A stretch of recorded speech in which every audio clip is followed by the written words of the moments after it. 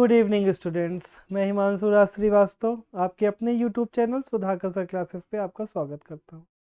आज हम live process का 10 क्वेश्चंस एमसीक्यू लेकर हाजिर हैं। ठीक है, तो बहुत देर नहीं करते हैं, वीडियो में स्टार्ट करते हैं। फर्स्ट क्वेश्चन हम लोग लेके चलते हैं। देखिए फर्स्ट क्वेश्चन क्या है, पहले इसको रीड करेंगे, ऑप्शन को समझेंगे, फिर इसको आराम से आंसर करेंगे। देखिए क्वेश्चन है, the opening and closing of the stomatal pore depends upon. ठीक, यानी कि स्टोमेटल पोर, पोर जानते हैं ना, स्टोमेटल पोर क्या होता है, छोटे छोटे पोर्स होते हैं पत्तियों पे, उनका ओपनिंग और क्लोजिंग किस पे डिपेंड करता है, वही हमको आंसर करना है। तो किस पे डिपेंड कर रहा है वो चीज़ हम देखेंगे। देखिए ऑप्शन है पहले हमारे पास ऑक्सीजन, सेकंड है temperature, water in guard cell और concentration of CO2 in stomata. अब यहाँ पे अब आप देख सकते हैं कि इसका आंसर क्या होने जा रहा है। इसका आंसर है थर्ड ऑप्शन। ठीक है, थर्ड ऑप्शन का मतलब है वाटर इन गार्ड सेल। अब ये क्या करता है देखो, यानी कि जो ओपनिंग और क्लोजिंग है वो कैसे ओपन हो रहा है, किसकी वजह से ओपन हो रहा है। तो जो गार्ड सेल में पानी होता है, वाटर होता है, वो जब रेस्पिरेशन के थ्रू या बाहर जाएगा तो उसकी वजह से वो ओपन और क्लोज होगा। ठीक है, ये है हमारा फर्स्ट क्वेश्चन का answer, water in guard cell. Question क्या था, the opening and closing of the stomatal pore depends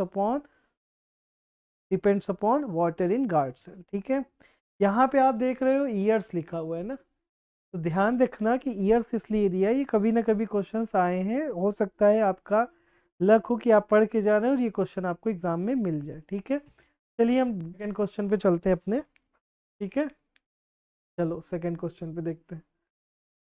second question हमारा ये है, the filtration unit of kidney are called. अब देखो यहाँ पे आगे क्या लिखा है, 2013, यानी कि ये क्वेश्चन 2013 में आपको मिलेगा। ठीक है, अब यहाँ पे जो ऑप्शन है उससे आप देखो, ऑप्शन वाले क्वेश्चंस को आप रिमूव करके, मतलब एक एक ऑप्शन को रिमूव करते जाओ कि ये नहीं हो सकता, इसके चांसेस बहुत कम है, उस तरह से भी आप कर सकते हो। ठीक है, न्यूरॉन दिया है तो न्यूरॉन तो किडनी से रिलेट कर ही नहीं रहा। ठीक है, न्यूरॉन का तो अलग ही फंक्शन है, तो उस ये ऑप्शन तो एकदम से क्लियर। ठीक है, ये ऑप्शन तो होना ही नहीं है। ठीक है, ये ऑप्शन होना ही नहीं है, तो ये तो पहले ही निकल गया। अब हमारे पास 3 ऑप्शन बच रहे हैं जो किडनी से रिलेट कर रहे हैं। अब यूरेटर का क्या होता है, देखो यूरेटर का फंक्शन याद करो। यूरेटर का फंक्शन क्या है, एक पाइप सी होती है, वो क्या कर रही है, वो केवल मूव करा रही है किसको, यूरिन को, और यूरेथ्रा क्या कर रहा है, उसको ठीक रिमूव करा रहा है। यानी अब जो ऑप्शन बच रहा है वो हमारा नेफ्रॉन ही बच रहा है, तो हम नेफ्रॉन को क्या कर देंगे, टिक कर लेंगे। यानी हमारा सेकंड क्वेश्चन का आंसर क्या हो गया, नेफ्रॉन। नेफ्रॉन होता क्या है ये चीज़ समझेंगे। देखो हम आप जानते हैं कि हमारा एक्सक्रीटरी सिस्टम में किडनी बहुत इंपॉर्टेंट पार्ट है। देखो किडनी बीन लाइक होती है ना इसे, ठीक, यहाँ पे आर्टरी वेन्स गई रहती हैं। अब यहाँ पे देखो क्या होता है, यहाँ पे रीऑब्जॉर्वेशन होता है। ठीक है, अब बहुत सारे फिल्ट्रेशन की ज़रूरत होती है, या फिल्टर्स की ज़रूरत होती है।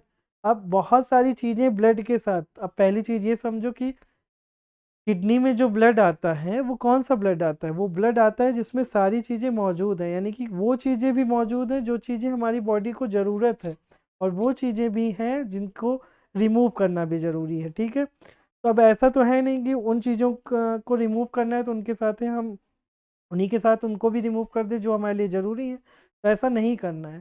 तो इसलिए क्या करते हैं, फ़िल्टर कर लिया जाता है, छान लिया जाता है। ठीक है, जैसे आप देखो चाय वगैरह है, चाय आपके यहाँ बनती ही होगी, तो चाय में जो जब चाय दी जाती है, आप पीने जा रहे हो तो कप में जब आप डालते हो तो उसको छान लेते हो ना। क्यों छान लेते हो, क्योंकि सारी चीज़ तो आपके लिए ज़रूरी नहीं है कि पीना ही है उसमें, इसलिए उसको छान के अलग कर लेते हो। वैसे ही हमारी किडनी में नेफ्रॉन भी होते हैं, और नेफ्रॉन क्या करते हैं, उस ब्लड को, जो जिसमें सारी चीज़ें हैं, अच्छी चीज़ें बुरी चीज़ें सब चीज़ें, तो उनको क्या कर लेते हैं, अलग कर लेते हैं, और नेफ्रॉन का यही काम है। 1.2 मिलियन 1.2 मिलियन नेफ्रॉन होते हैं एक किडनी में, ध्यान रखना। सोचो इतने छोटे छोटे फिल्टर्स हैं, इतना फिल्टर्स करने के बाद तो कोई ऐसी चीज़ नहीं होगी जो हमारी बॉडी को नीड है और वो बॉडी से बाहर चली जाए, ऐसा नहीं होगा। ठीक है, तो ये क्वेश्चन समझ में आए, फिल्ट्रेशन यूनिट अगर बोला जाएगा तो आप किसको टिक करेंगे? नेफ्रॉन को। ठीक है, चलिए नेक्स्ट क्वेश्चन देखते हैं हम लोग। नेक्स्ट क्वेश्चन है हमारा, which is the first enzyme to mix with food in the digestive tract. अब देखो इस क्वेश्चन को पहले समझो, क्वेश्चन में क्या है क्या रहा है। बहुत जल्दबाजी नहीं करना, कभी कभी आते हुए क्वेश्चन भी हम लोग गलत कर देते हैं क्योंकि हम क्वेश्चन को ठीक तरह से पढ़ नहीं पाते और कुछ का कुछ समझ लेते हैं, तो वहाँ पे गलती हो जाती है। तो ऐसा नहीं करना है हमको, ठीक है। तो एकदम ध्यान से देखो, यहाँ पे लिखा हुआ है डाइजेस्टिव ट्रैक, ठीक है। ट्रैक्ट मतलब रास्ता, यानी कि जब फूड जा रहा है बॉडी में डाइजेशन के लिए, तो सबसे पहले कौन सा एंजाइम इसमें इन्वॉल्व हो रहा है, ये आपको देखना है, ये आंसर करना है। देखो, first enzyme to mix with food. तो अब देखो, पेप्सिन तो हो नहीं सकता। क्यों नहीं हो सकता पेप्सिन? क्योंकि पेप्सिन में क्या है, पेप्सिन कब एक्टिवेट होता है? स्टमक में एक्टिवेट होता है जब HCl उसको एक्टिवेट करता है, तो ये तो होना नहीं है। अब आपको दिमाग में ये भी बैठाना है कि सबसे पहले फूड जाता कहाँ है, ठीक है। तो फूड सबसे पहले हमारी बॉडी में किस पार्ट में जाता है? तो हमारे बॉडी के माउथ में जाता है। किस में जाता है? माउथ में। अब माउथ में आप देख जानते हो कि कौन सी ग्लैंड होती है? ग्लैंड होती है हमारी स्लाइवरी ग्लैंड, ठीक है। स्लाइवा बनती है कि नहीं, किस ग्लैंड से बनी? और उसमें जो एंजाइम पाया जाता है वो पाया जाता है एमाइलेज। क्या पाया जाता है? एमाइलेज। तो इसका आंसर क्या होगा? एमाइलेज। एमाइलेज का काम क्या है? काम ये है कि कार्बोहाइड्रेट को ये क्या कर देता है? कन्वर्ट कर देता है। तो आपको ये समझना है कि हमको कैसे आंसर करना है ना। आंसर करने के लिए देखो, कभी कभी क्या होता है, क्वेश्चंस हमको मिल जाते हैं तो आंसर हमको नहीं याद होता, लेकिन अगर हम एक एक को रिमूव करें या एक एक को थोड़ा सा रिकॉल करें तो इतना हम जानते रहते हैं, क्योंकि भाई एग्ज़ाम देने जा रहे हैं आप ना। एग्ज़ाम जब दे रहे हो तो आप इतनी चीज़ पढ़ के गए हो, अगर शांति से रिकॉल करोगे ना तो आपको समझ में आ जाएगा। तो पहला क्वेश्चन से ही आपको आंसर निकालना रहता है।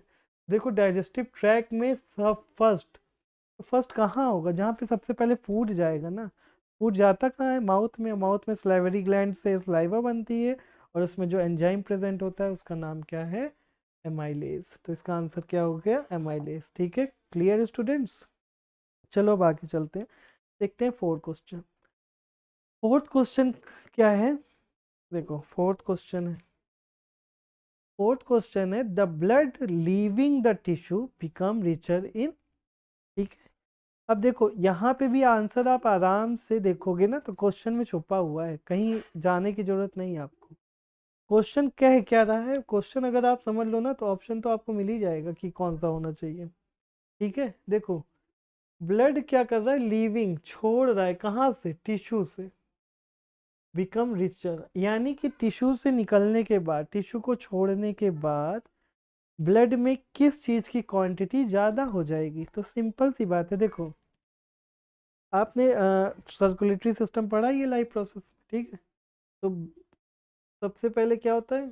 हार्ट में ब्लड आया, यहाँ से टिश्यू में जाता है, सेल वगैरह में जाता है। देखो बहुत शॉर्ट में बता दिए, बाकी जाता बहुत जगह से है। तो टिश्यू में जाने के बाद यहाँ पे बहुत सारी केमिकल प्रोसेस होती हैं। क्या होती है टिश्यू में, यानी कि सेल में?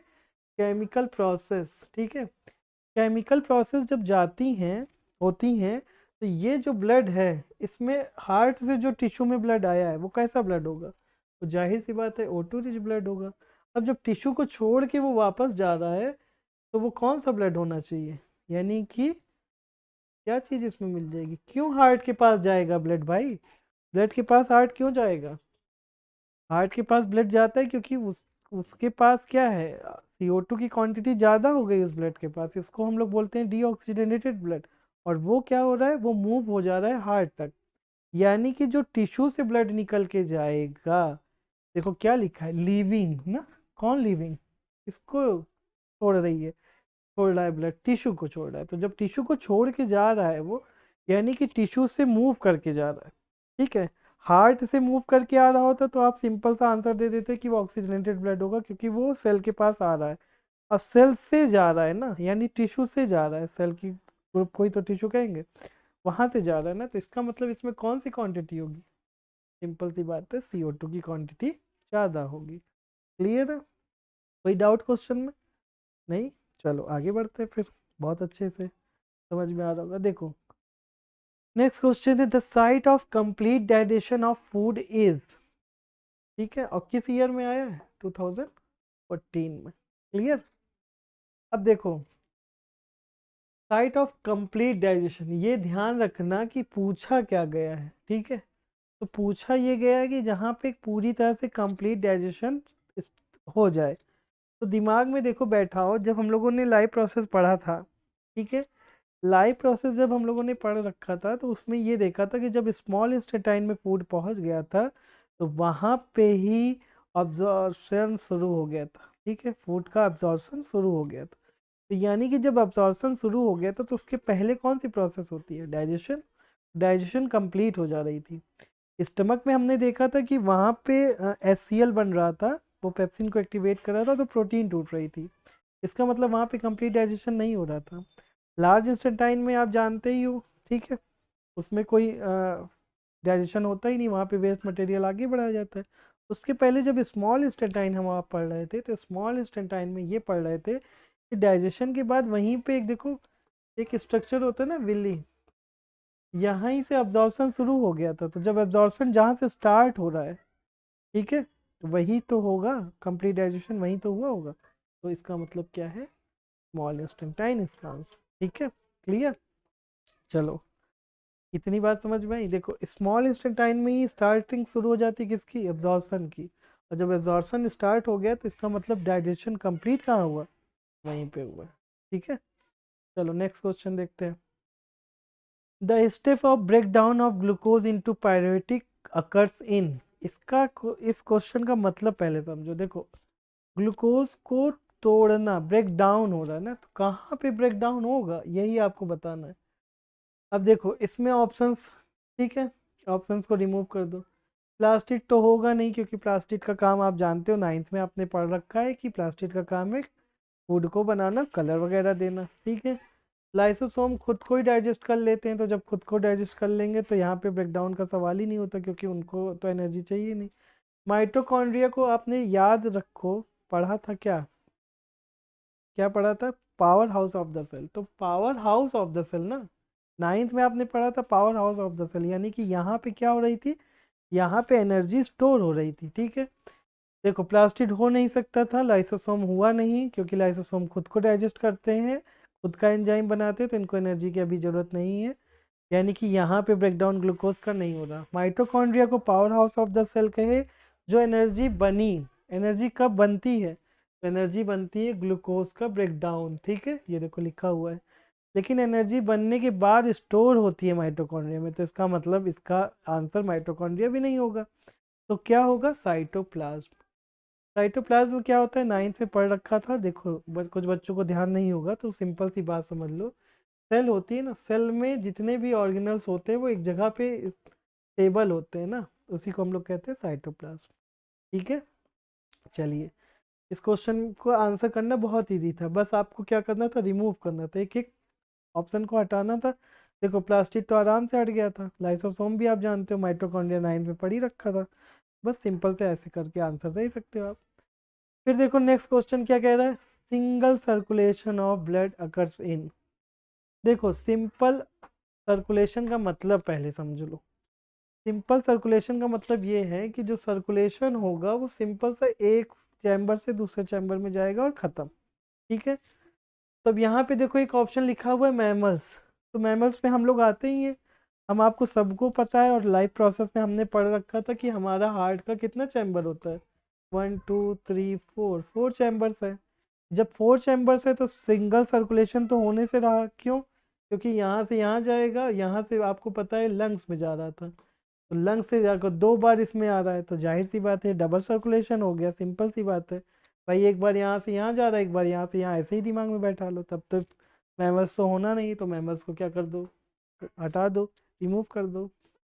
अब बात करते हैं हम लोग रेप्टाइल्स की। तो रेप्टाइल्स का चैम्बर और एम्फीबियंस का चैम्बर्स भी मोर देन वन होता ही है। ठीक है, इनके पास भी वो चीज़ें नहीं है जिससे ये सिंगल सर्कुलेशन कर सके। लेकिन जब आप फिश की बात करोगे तो फिश का चैम्बर जो होता है वो दो ही होता है, देखो, अपर और लोअर। तो एक ही बार इसको ब्लड को यहाँ से यहाँ आना है, बस खत्म। तो एक ही बार जब आ रहा है, दो ही चैम्बर, एक बार यहाँ से यहाँ गया, अब यहाँ से क्या जाएगा? पूरी बॉडी में निकल जाएगा। हमारा जो रेप्टाइल है वो 3 चैम्बर्स में हार्ट को कन्वर्ट कर देता है, मतलब बांटता है। तो जब 3 चैम्बर है तो तो 2 बार जाएगा उसमें, तभी तो वो पूरी बॉडी में जाएगा। लेकिन फिश में ऐसा नहीं है, तो सिंगल सर्कुलेशन किस में होगा? फिश में। ठीक है, कोई दिक्कत? चलो ध्यान रखना, सिंगल सर्कुलेशन पूछा है, सर्कुलेशन ऑफ ब्लड सुन के तुरंत मैमल्स मत लगा देना, क्योंकि कभी कभी डाउट रह जाता है कि देखो सर्कुलेशन तो हम लोग सिर्फ डबल सर्कुलेशन के बारे में पढ़े हैं ना, लेकिन आप ध्यान रखो कि डबल सर्कुलेशन मैमल्स में होता है, यहाँ पे सिंगल पूछ लिया था। ठीक है, चलो नेक्स्ट देखो, the finger like projection in the wall of small intestine are. ये बहुत सिंपल आंसर, अभी देखो इसका कुछ पार्ट हम लोगों ने अभी पहले वाले क्वेश्चंस में किया ना।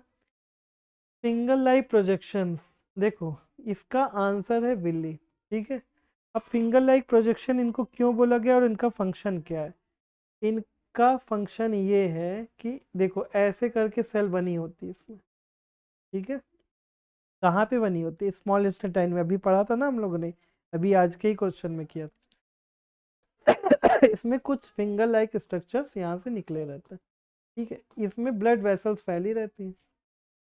अब जब अब्जॉर्प्शन होता है तो विल्ली ही करती हैं अब्जॉर्प्शन, किन चीज़ों का जो इनके लिए यूज़फुल है, बॉडी के लिए यूज़फुल है, उनको अब्जॉर्प्शन अब्जॉर्ब कर लेती हैं।